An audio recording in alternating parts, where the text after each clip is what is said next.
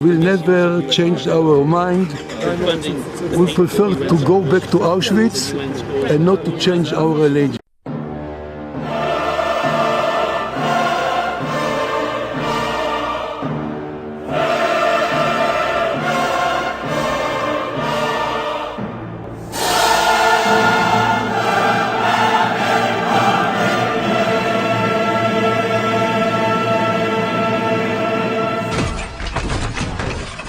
We'll never change our mind. We'll never change our mind.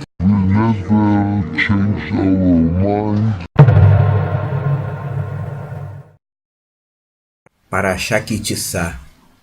Hoje estarei fazendo a leitura de Êxodo capítulo 32, versículo 1 ao 6. E para complementar o estudo, estarei lendo um escrito, Apocalipse de Abraão, capítulo 25, versículo 1 ao 7. Quem conhece sabe que esse escrito é muito interessante. Apocalipse de Abraão, capítulo 25, do 1 ao 7, para complementar o que está sendo dito em Êxodo capítulo 32, versículo 1. Êxodo 32, versículo 1 ao 6. Mas, vendo o povo que Moisés demorava para descer do monte, aproximou-se de Arão e disse: Levanta-te, faça para nós deuses que vão à nossa frente. Pois quanto a esse Moisés, o homem que nos tirou do Egito, não sabemos o que lhe terá acontecido. Disse-lhes Arão: Tirai as argolas de ouro das orelhas de vossas mulheres, vossos filhos e vossas filhas, e trazei-as a mim. Então o povo todo tirou as argolas das orelhas e as trouxe a Arão. Este, recebendo-as das mãos deles, trabalhou o ouro com buril e fez dele um bezerro de fundição.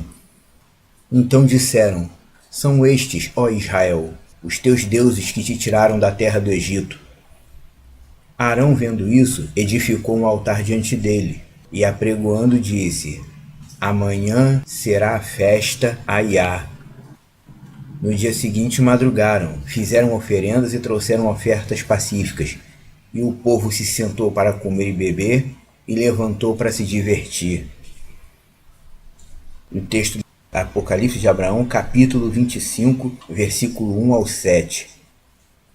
Ali eu vi a imagem do ídolo da ira, semelhante às obras talhadas em madeira fabricadas por meu pai. Sua estátua era um bronze reluzente, e diante dele um homem em adoração, e em frente um altar, tendo por cima um menino degolado perante o ídolo. Eu perguntei: que espécie de ídolo é esse? E o que é, enfim, o altar? Pois sua beleza se parece com o esplendor que se encontra sob teu trono. O que é o templo que eu estou vendo, tão magnífico em arte? Pois sua beleza se parece com o esplendor que se encontra sob o teu trono. Ele falou: Ouve, Abraão, aquilo que estás vendo, o templo, o altar, a magnificência, representam para mim o santuário erigido em nome da minha glória, onde se recolhem todas as orações dos homens, bem como o surgimento de reis e profetas, e tudo que eu determino em matéria de oferendas, para o meu povo que procederá de ti.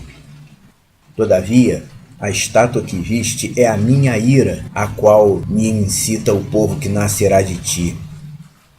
Contudo, o homem que viste como degolador é aquele que incita as oferendas criminosas.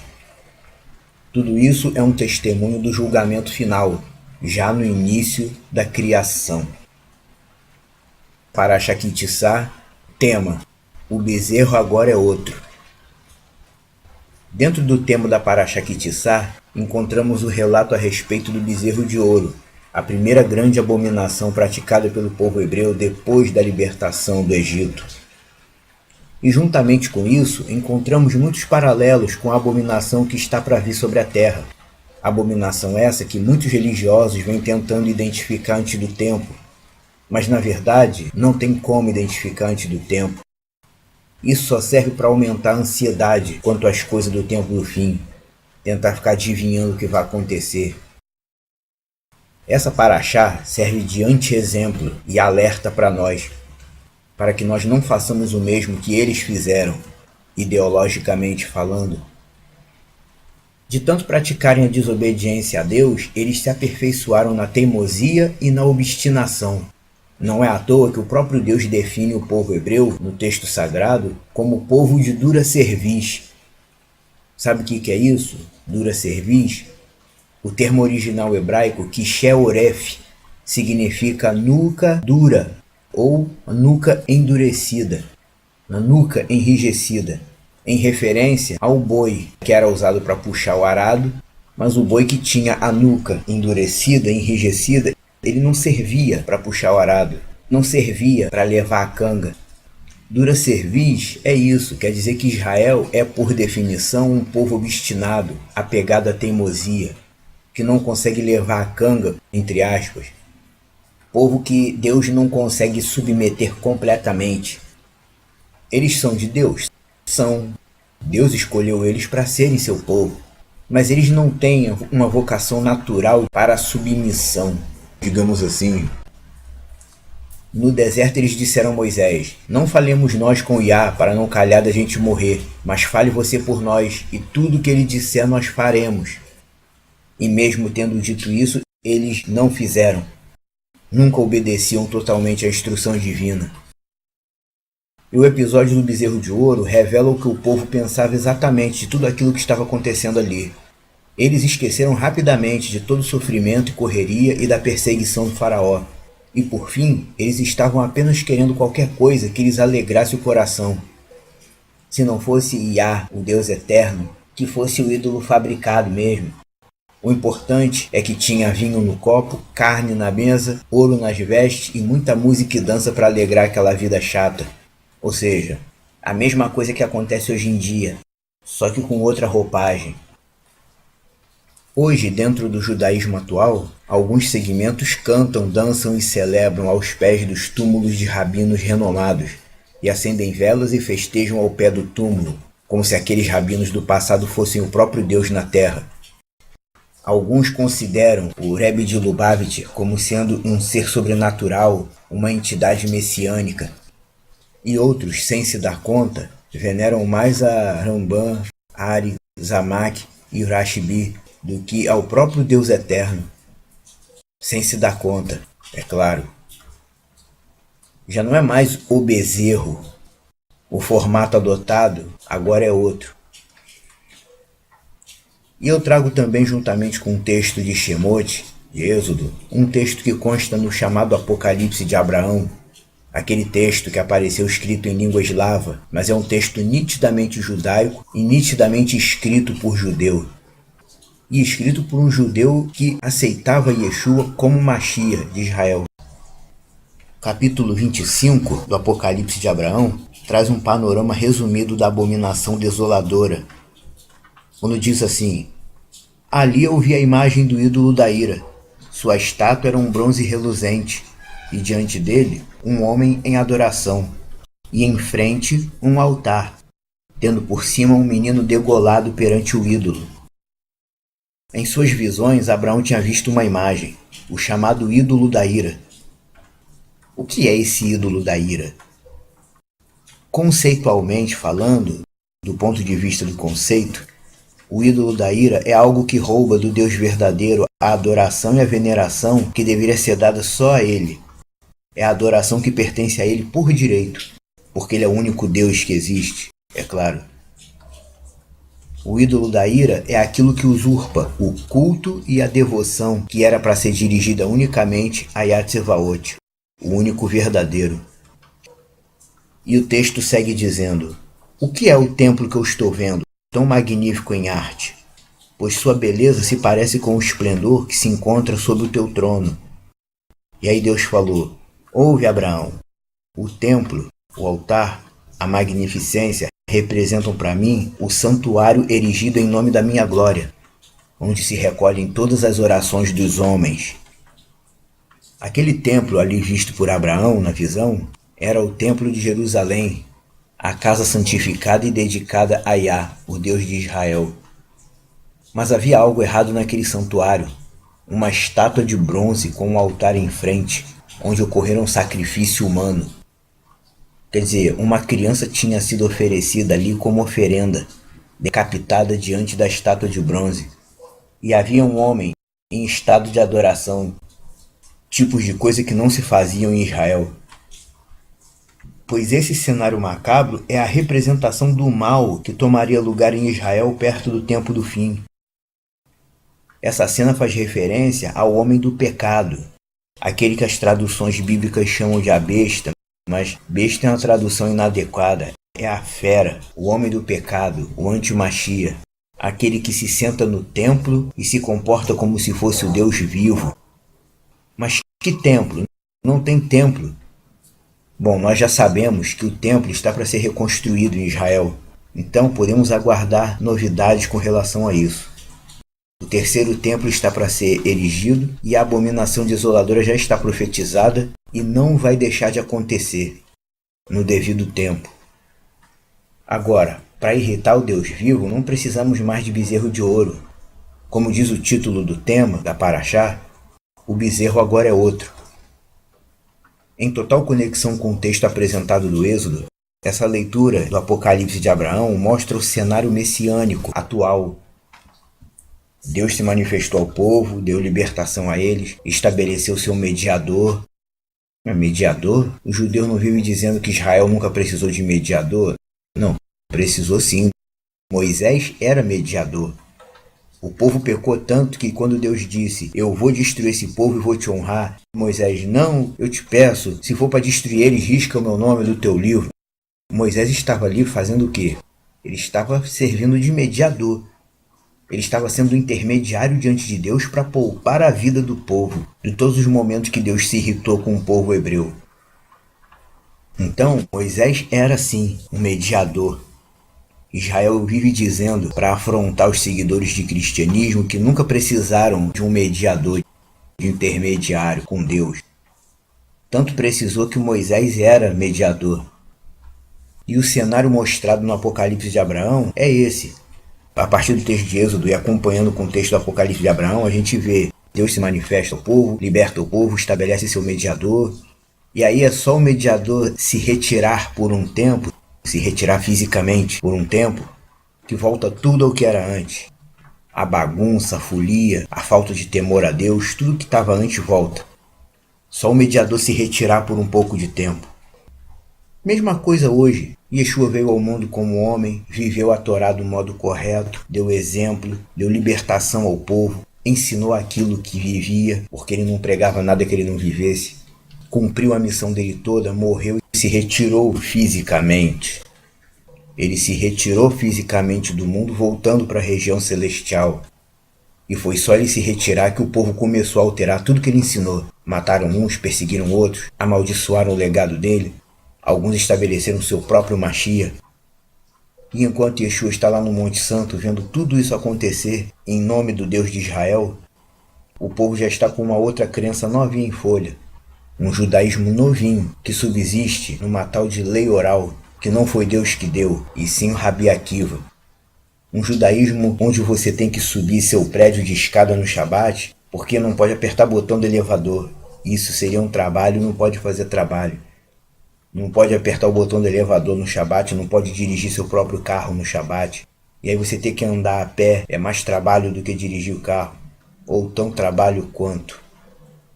Um judaísmo todo alterado, onde, como costumam dizer alguns judeus de Israel, basicamente você só precisa pular 2 refeições por mês e doar dinheiro para uma yeshivá, uma escola de Talmud. É esse o judaísmo novo que se tem vivido e que as pessoas insistem em dizer que está em linha com tudo que a Torá ensina. Um judaísmo onde se passa o dia celebrando, cantando e dançando e tocando shofar aos pés dos túmulos de rabinos e grandes ícones do caminho de Deus. Um judaísmo onde as pessoas ficam o tempo todo falando Torá, Torá para lá, Torá para cá, Torá isso, Torá aquilo, Torá para cima, Torá para baixo. Mas na prática não vivem a Torá. Vivem o Talmud, que é a interpretação rabínica que eles quiseram dar a algumas partes da Torá juntamente com a tal da lei oral, criando uma espécie de religião nova, mas que pareça ser a mesma. Parece que isso é a expressão fiel do que a Torá ensina, mas na verdade não é.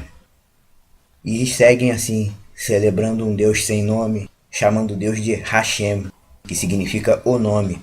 Deus decidiu revelar o seu nome por decisão própria. Aí os teimosos, os de dura serviço, foram lá retirar o nome de Deus. Não, é proibido falar. Isso daí é praticamente o legado do bezerro de ouro, digamos assim. O legado do ídolo de bronze que Abraão viu na visão. É aquele legado distorcido que as pessoas têm a impressão de estar vendo a coisa certa. Olha para a coisa errada como se estivesse olhando a coisa certa. E é justamente toda essa sequência de coisas erradas que vai levar o povo diretamente aos pés da abominação desoladora. Modelo de vida todo calcado na interpretação deturpada da Torá. Claro, porque se a visão contida no Talmud e na Halahá fosse a visão correta, eles teriam discernido Yeshua há muito tempo. E embora haja muita gente com um coração sincero e cheia de sentimentos e devoção, em Israel, como em qualquer parte do mundo, a Torá não está fazendo o efeito para o qual foi destinado. Por que eu estou dizendo isso? Por que a Torá não está fazendo, não tem feito o efeito correto para o qual ela foi destinada? Porque Shaul, Paulo, disse que a Torá serviu de tutor para nos conduzir a Mashiach. Paulo disse, a Torá serviu de tutor para nos levar até Mashiach. Ao dar a letra da Torá, é como se Deus estivesse dizendo para o povo, ó, toma aí, vai seguindo essas instruções aí, vai vivendo isso, e conforme vocês foram vivendo isso, vocês vão chegar no ponto que eu quero. O ponto que eu quero de vocês é o ponto de vocês reconhecerem o meu enviado, o meu filho, quando ele chegar até vocês. Vão viver nessas instruções, vão aprendendo, colocando na cabeça, no coração. Se vocês guardarem tudo que eu estou falando, vocês vão reconhecer o meu filho. E de tanto alterar, claro, não reconheceram, senão alguns poucos. E Shaul disse, mas a Torá nos serviu de tutor para nos levar até Mashiach, porém, tendo vindo Mashiach, já não estamos mais sujeitos ao tutor. E até hoje parece que nenhum judeu conseguia entender muito bem o que é que Paulo quis dizer com isso. E por causa disso, eles desprezam Paulo, desprezam a autoridade dele. Mesmo ele tendo sido discípulo de Gamaliel o Grande, o maior rabino da época dele, desprezam a autoridade espiritual de Paulo, porque não entendem o que ele disse. A Torá nos serviu de tutor. Como assim? A Torá é nosso tutor como? A Torá é nosso tutor agindo como tutor. O que é um tutor? Um tutor é alguém que é responsável por alguém. A função do tutor é o quê? É exercer a tutela. Guiar, educar, amparar, resguardar, proteger, administrar os bens do sujeito até chegar na maturidade. Exercer a tutela. O trabalho do tutor é esse. E foi para isso que Deus deu a Torá a Israel. Para guardar, amparar, proteger e instruir seu povo, para que eles fossem capacitados a reconhecerem o Mashiach quando ele chegasse. Para instruí-los a encontrar o caminho até o Mashiach prometido. A Torá foi dada para isso, não apenas para ser a Constituição Nacional de Israel. A Torá foi dada para o pessoal ir vivendo, aprendendo, e de tanto se viver e se aprimorar na Torá, eles iam encontrar o caminho direto até o Mashiach prometido. Porém, visto que ao longo dos séculos eles foram perdendo o real sentido da função da Torá, alterando uma coisinha aqui e outra ali, criando uma lei acessória para ajudar a cumprir outra lei, acabaram fazendo uma mistura em algumas coisas e não conseguiram identificar o Mashiach enviado por Deus. Aqueles poucos da época que conseguiram discernir Yeshua, como Nicodemos, o Yosef Haramataim, José de Arimateia, esses poucos conseguiram identificar Yeshua como Mashiach por quê? Porque eles seguiam a Torá como ela realmente é. Todos que seguiam a Torá como ela sempre foi, conseguiram identificar Mashiach. E tem outra coisa muito importante. Dizer que a Torá veio para nos conduzir até Mashiach também significa dizer que tudo que foi escrito na Torá, os primeiros 5 da Bíblia, né? Tudo que foi escrito na Torá foi escrito com a intenção de nos direcionar ao entendimento sobre Yeshua. As coisas que aconteceram e foram registradas no livro da Torá não foram eventos aleatórios. Deus conduziu todas as coisas, todas as situações da época, de modo que tudo que foi registrado no livro da Torá remeta nosso pensamento a nós conseguirmos vislumbrar as situações messiânicas. E os versículos 6 e 7 desse capítulo 25 do Apocalipse de Abraão, versículos 6 e 7, Deus diz para Abraão assim: A estátua que você viu é a minha ira, a qual me incita o povo que nascerá de ti. Contudo, o homem que viste como degolador é aquele que incita as oferendas criminosas. Tudo isso é um testemunho do julgamento final, já no início da criação. Como que diz Abraão, a estátua que você viu nessa visão aí representa a minha ira. O povo que vai ser gerado de ti provocará a minha ira. Eles vão provocar a minha ira. E depois Deus diz, o degolador, o homem que você viu decapitando a criança no ritual, é aquele que incentiva as oferendas criminosas. E tudo isso é um testemunho do juízo final. Tudo isso é um testemunho do juízo final. Ele não estava falando a coisas que já aconteceram, coisas que estavam acontecendo na época. Ele estava se referindo claramente. Tudo isso que você está vendo é um testemunho do julgamento final. Coisas mais para frente. Acontecimentos para o futuro. Essa passagem do texto está falando de coisas que ainda vão acontecer. Essas coisas que o pessoal hoje em dia tenta adivinhar, tenta supor, ficam olhando no noticiário, tudo que sai no noticiário, querendo associar, então o homem do pecado é fulano, é cicrano, então está acontecendo isso e aquilo. É inútil ficar tentando adivinhar. Como será o homem do pecado? De que país ele vai vir? Como será que ele vai agir exatamente? Não adianta você querer saber isso tudo por antecipação. Essas especulações só servem para você se desviar do foco, do objetivo principal. O objetivo principal do messiânico é o quê? É você usar o seu tempo de vida para se apegar ainda mais à santificação. Use o seu tempo de vida para se santificar mais, se apegar mais a Deus. Deixa Deus agir, sem ficar se ocupando com legalismo, com religiosismo. Como vai ser não interessa. O que interessa é que será. E enquanto você vai se focando em crescer e se fortalecer espiritualmente, as coisas velhas vão ficando para trás e as coisas novas vão preenchendo o seu coração, vão preenchendo a sua vida.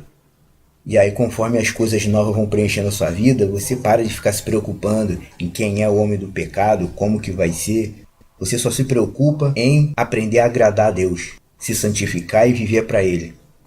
Senão você continuaria sendo aquele religioso que vive o tempo inteiro debatendo Torá, religião, genealogia, fábula judaica. Vejo pessoas na internet promovendo estudos longos sobre a genealogia de Yeshua.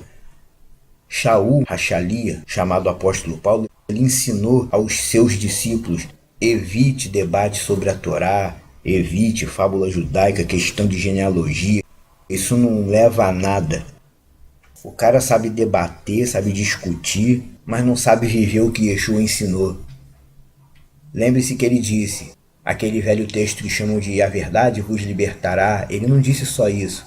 No texto completo, ele pegou aqueles que acreditaram nele e disse: se vocês permanecerem nos meus ensinamentos, vocês são meus discípulos e conhecerão a verdade. E a verdade o libertará. A verdade te libertará se você permanecer nos ensinamentos de Yeshua. Esse pessoal que fica aí pregando Talmud na internet, é melhor você não dar muita ideia para isso não, porque Talmud não apresenta Yeshua. Talmud não descreve a vida e a obra de Yeshua. O que descreve a vida e a obra de Yeshua é a Brit Hadashah, que chamam de Novo Testamento. É o pacto novo por meio de Yeshua HaMashiach. Isso sim é que apresenta a vida e a obra de Mashiach. Se você quer crescer espiritualmente, procure evitar os bezerros de ouro e as estátuas de bronze da vida. Porque quando Deus chegar de repente, quem estiver agarrado aos bezerros e estátuas de bronze da vida vai ser destruído junto com elas. Quem tem ouvidos, ouça.